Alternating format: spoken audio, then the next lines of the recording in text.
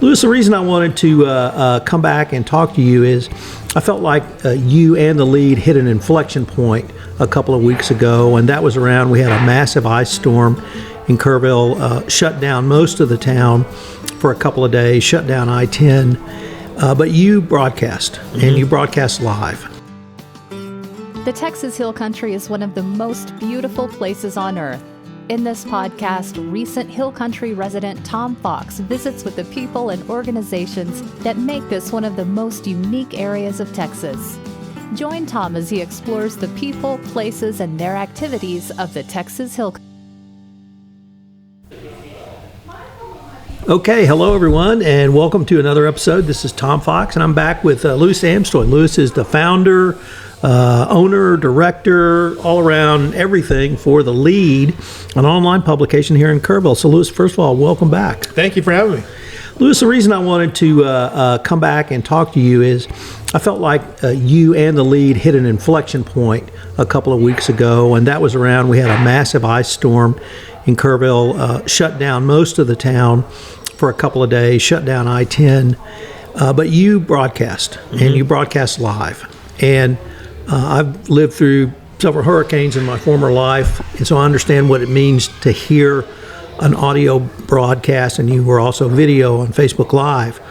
But I wanted to ask, what do you see your role in that type of disaster or emergency? Why did The Lead broadcast? Because you had to drive down here to broadcast, but you put out quality information from the sheriff and others. So could you just talk about that experience? Yeah. Well, I mean, the biggest thing for me was I wanted to get out and see, what it was like myself. And my wife came with me, and she was like, "I don't think this is a good idea." And I said, "We'll be fine." I've driven in snow and ice before, so the biggest thing is to give an assessment of what I see as a situation. And I always tell people too, like, look, I'm taking this because I think it's important that you get the information and distilled in a way that brings, like, so for instance, like if you're going to go on social media and you're going to look at the sheriff's website or Facebook page or whatever, that's only through that one source. What I want to try to do is sort of distill and aggregate all of those sources into one particular story. And fortunately, we had good communication with the police department. They were regularly sending us messages and updates about things, and to kind of give people a real-time assessment of what that looked like. And this practice of getting on top of breaking news is, for me, it's the most effective way of doing it, because, like, I'm a writer, but I know also that it's going to take me a while to write that piece in real time. Whereas if I'm on video, I can kind of do a little bit of both at the same time. I can direct people, I can answer questions in the comments, I can direct them into areas. The tools that I have, which are pretty inexpensive, make it a wise sort of way of communicating that information to my audience. So what was the audience response to your broadcast on both the Thursday and Friday? Well, I mean, they were incredibly strong, and so we had probably one of our largest audiences on Thursday that we've had, probably ever. Well, actually since the race car crash the day after that, and so we had significant audience numbers. We had significant traffic across our website that day. And it just shows you that there's a thirst for breaking news. And I was tempted at one point, to come back down again and do stuff. I could do it from home, but there's this more of sort of a sense of, familiarity with doing it here at Pine and Plow. But it's you hit it right. It's an inflection point. We hit it in different periods with breaking news, and it's a pivotal part of how we identify ourselves to our audience. So you mentioned the format you utilize. You have a print journalism background. Mm-hmm. You've been in online journalism for probably as long as many or most people have been that. And so you wanted to really innovate with different styles of journalism with The Lead here in Kerrville. Did you feel like you were able to do that through the storm, and you really proved the power of this type of journalism? Yeah, absolutely. And I believe in sort of, you can look at it two ways. I call it a layered approach, to community journalism, where you deliver across wherever the audience may be. Video is one way that I believe in very firmly. It's transparent. It shows you, it allows audience interaction.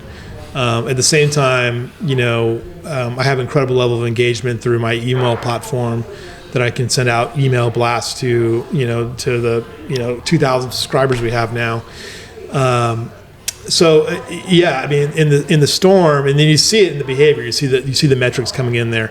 I really wish I could see like how much time people are spending with my content, but in the video piece, it's pretty significant. It's 3 or 4 minutes on average. They'll stick around, which in Facebook, holding someone's attention for like 10 seconds is an achievement, and for the most part.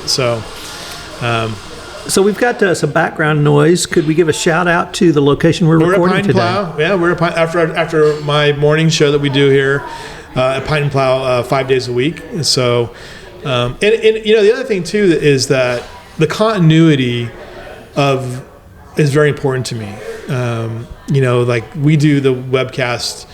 I do it every day. There's gonna be a couple days in the next couple months where I won't be able to do it because I'm gonna be traveling. But I believe that continuity is very, very important because people get used to it, and the familiarity of Louis is on at 9 o'clock at Pine and Plow from 9 to 10.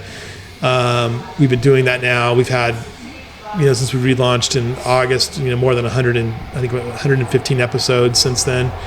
So that was the other part of it too. It's like, look, I'm not gonna let this storm, slow me down. And we're gonna go out. We don't think you should go out, but we're gonna go out and give you the information that you need most. So. You mentioned some numbers. As I recall, when I interviewed you the first time, you had subscribers in the neighborhood of 500, and now you're over 2,000. Yeah, we're over. A little over 2,000 now, and there's different levels of subscribers. I mean, most of them are still sort of on the free trial, membership piece of it as well. But these are 2,000 people that opted in to get our content, and that's a pretty significant number for us. And I feel pretty good about where we're at with that, and get them to convert over to being paid is one more sign of our success. So that to me has been the biggest difference, is that I'm really paying close attention to those sort of metrics as a way of measuring our success. I'd like to turn now to one of the episodes that I was able to catch the entire episode, and that was Joe Herring. Mm-hmm. And well known in the Kerrville community, now former columnist at the Kerrville Times, because he's running for city council. But you had him on, and what intrigued me was not simply that you interviewed Joe, but it was a complete multimedia event. Mm-hmm. He had some fabulous pictures. You were able to post those online, and he was able to describe them during the interview and during the podcast, during the live presentation. What was that like for you? Oh, that was fun because that story started with a conversation that we had here at Pine and Plow, and Joe had not been on the show previously just because it just hasn't really worked out, and he told me he gave me the description of this beautiful photo album from 1893, and he told me about the journey and that there were all these Kerrville photos into it. And he said, he goes, you might be interested in this too because there's some Los Angeles stuff in there, and there's like missions. And I knew, boom, it hit a thing in my head. I said, well, I know what they were doing. I bet you anything they're going to Los Angeles as tourists to see. The myth of just to experience the Ramona story, which is a 1884 novel that was written by Helen Hunt Jackson, and it was a popular thing for people back east to come to California, make a journey of it, and then see all of the missions that were depicted in the book. And Joe then took back and looked at it and says, well, not only are they looking at the missions in California, they're looking at the missions down in San Antonio as well, which arguably are in kind of better shape than the ones in California were at the time. But the book inspired people to say, you know what, we need to preserve these things. And so that preservation piece kind of came out of that period, and it's so well documented in those photos. So I took his story and I kind of, elaborated on it kind of fleshed it out a little bit further. The photos that Joe talked about in Kerrville are just, they're fascinating to look at, because not only it's like a family photo album, but it's also like photojournalism at its finest. It's people working. Whoever was taking the photos just had a real eye for work life. Some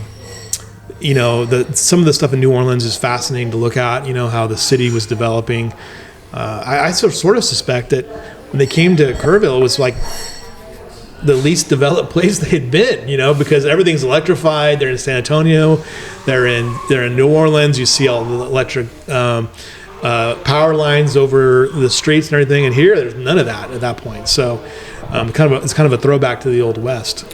One of the things that intrigued me the most was how Joe worked to identify the locations of the pictures. Yeah. And he did it with hills/mountains in the background. Yeah. And I have to admit, that's not something I had focused on because the city is now, of course, so much more developed. But he was able to locate many of the photos just based upon the background. And Yeah. I love that. And some of the photos too, like the original Tybee High School, gives you kind of a good landmark of where things are at there.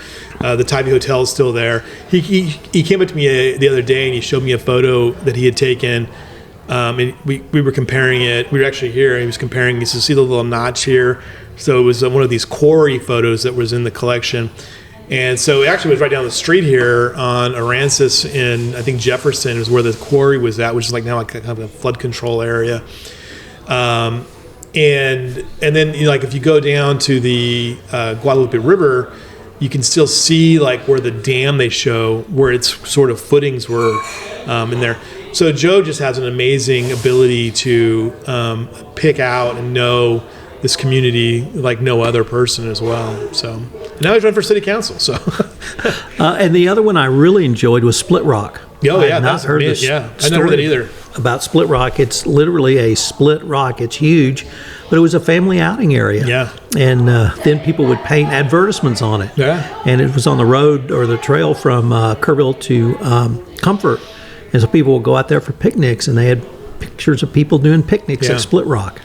Yeah, the photos from Kerrville that I thought were fascinating were the ones of downtown, of Main Street, and there's one where he believes that Charlie Schreiner is, Captain Schreiner is in one of the photos in the Schreiner Goods building. Those are fascinating too. And I think the fact that they showed the industriousness of this community that's what got me the most out of that as well. The photo album was amazing. So I'd like to maybe turn to the 21st century, Yeah. because we both attended recently the State of the City event, where put on by the Chamber of Commerce, and then the mayor and city manager spoke. And it appears we're about to have a fairly vibrant election season here in Kerrville. With that, you studied and reported on local government quite a bit in your career. Do you see that as well? Well, yeah, I think you'll see.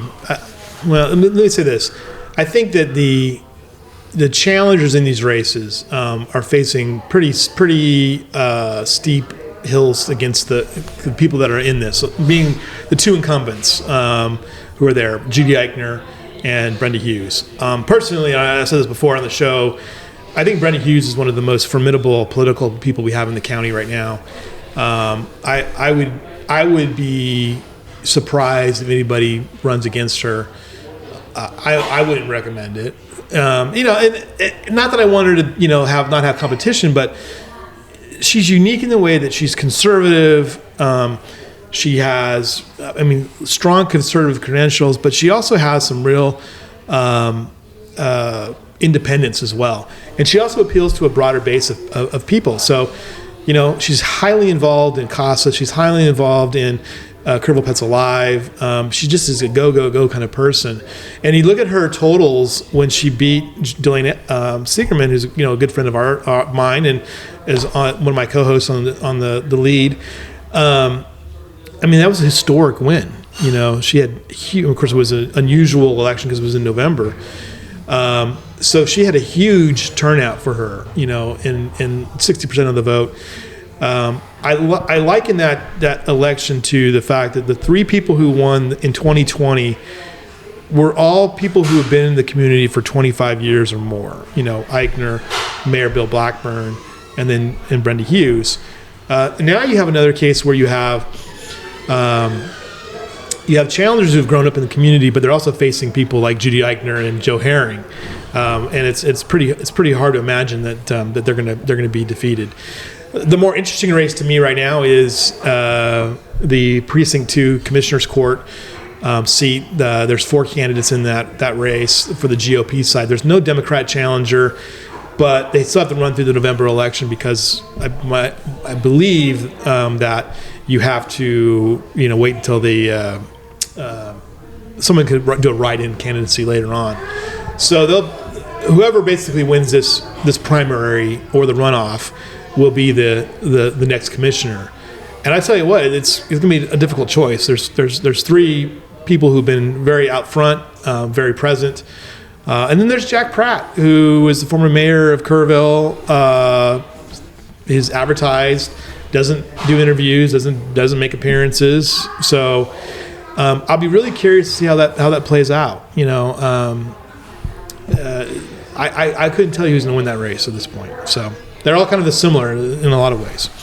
The other thing that struck me was the comments by the city manager, E.W. Hoppe, I believe, on E.A. Hoppe, yeah, right. E.A. Hoppe, yeah. On the Kerrville 2050 plan. Is that something you've looked at or studied or just have a cursory overview of?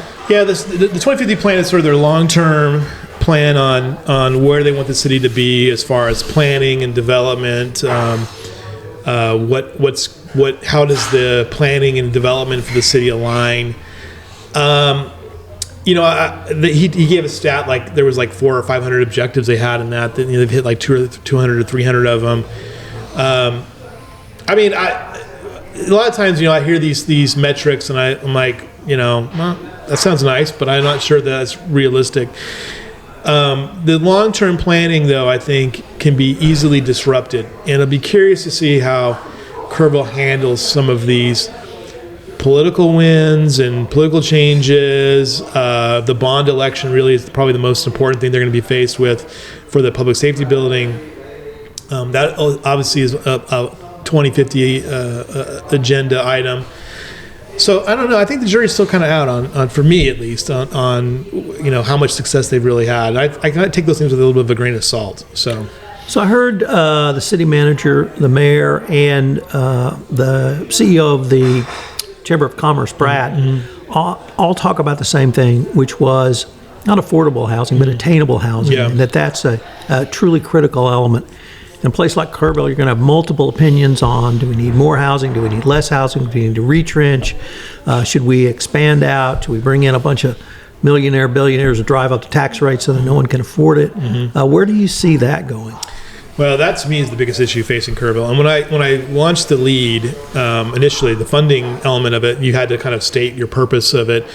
And I said, covering growth and development was beyond the scope of the existing media in the community, and I felt like I was the best position to do that. I really think it's the biggest issue facing Texas. I think it's the biggest issue facing most communities across the United. I mean, there's really no difference between what's happening in Kerrville, what's happening in parts of Southern California or Arizona or Utah, Colorado, places that I've all lived previously. And what's happening here is you've got this pressure to put in affordable housing, which means it's something that the workforce can obtain. I was really struck, Tom, by this comment yesterday about what people get paid here, and historically Texas has not paid real well. But now the housing values have gotten to the point where you can't bring in teachers, you can't bring in police and fire people. They will live in San Antonio because they can afford to live down there, and they'll commute. Do you want that kind of people who never really see your community other than to work at it? So I don't know what the simple solution is going to be. The fact that it's difficult to build large scale developments in this community is an interesting one too. So you can see it a couple of different ways. One, you can see the town grow I think double-digit growth between now and 2030. You know, it grew at 6% between 2010 and 2020. I could see it growing, 15% or more over the next 10 years. But is Kerrville ready for that? And what kind of development is that? And the other thing is that this Lennar project they brought in has a little caveat attached to it that I don't think was really, discussed too much, was that Lennar agreed to build houses for the land deal that were going to be priced at $250. That's kind of the starting range. That's where most people can kind of afford it. But now you have interest rates that are pressing against that. You have almost no rental inventory here as well. There's no reason why a millionaire investor can't come in there and buy up the whole thing, and rent it out. And there's nothing they can do to stop that either. So it's complicated as well. And then the other part of that is fascinating to me too, is watching some of the NIMBYism kind of develop as well. And you're like, it's just, there's a lot of aha moments happening here at the same time. And you as an outsider who's living here now, you look at it like, that happens. You've got a lot of development. You've got houses coming into places where there weren't houses before, and the neighbors are like, whoa, wait a minute, what's this? You see a lot of that now. The weirdest one that happened was there was an annexation on a piece of property where the woman who was kind of fighting it is clearly liberal.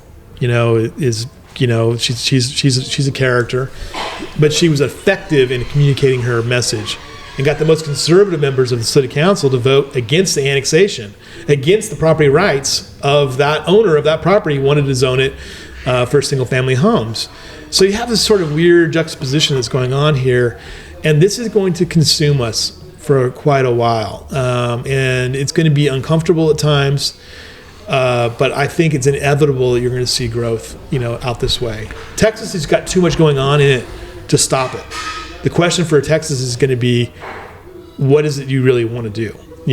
And that's a broader political conversation.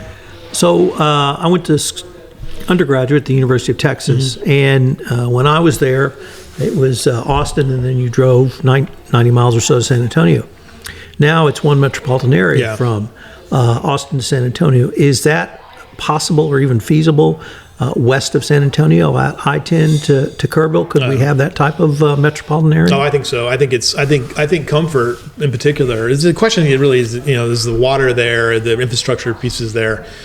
I think comfort. If you look at what's happening on Comfort at the intersection of 10 and 87, I mean, it's like primed for development. It's like, we can put houses here. It's flat. It's accessible to the road.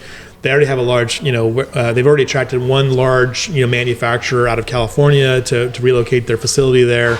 There's another like RV business going in there as well. I've said it before, people hate to hear this, but I'm like, I've said this to Texans, there's that slang, that thing that Greg Abbott said, don't California my Texas. And I'm like, you're already there. You're already doing it.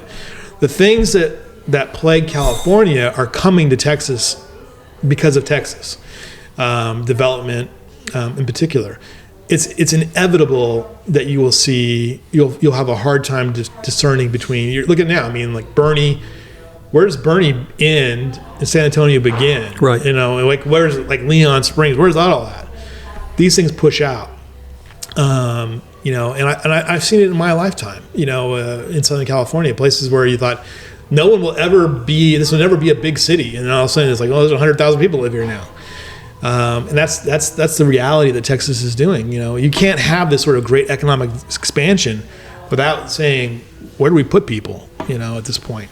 And if you look at where it's headed, where are we headed here? 35 million people, in the next, if you continue the growth, 4 million over the last 10 years. So you're going to go 32, 33 million people.